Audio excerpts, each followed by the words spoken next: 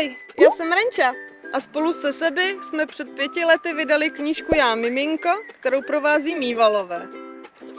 Ahoj, já jsem Sebi. A dáš si kafe? Teď vážně ne. Teď chceme vydat druhý díl pro uchování vzpomínek dětí od 2 do 6 let. Tentokrát s ilustracemi vider.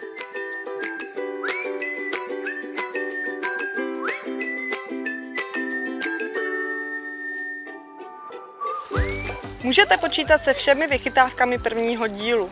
Knihu lze pojmenovat. A na místo Já rostu pak bude název znít například Já vidra rostu.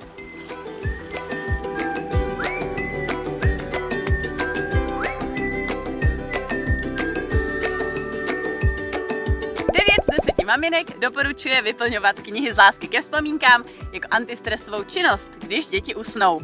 A chceme si připomenout, že jsou roztomilé a proto to vlastně všechno děláme.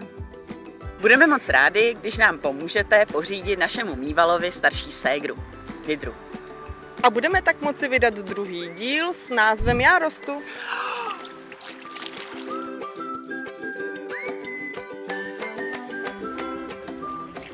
Tak se to dobře dopadne. Není. Co dělá? Kam šla jako? Tak to je asi vše. Tak sdílejte, kupujte a ahoj.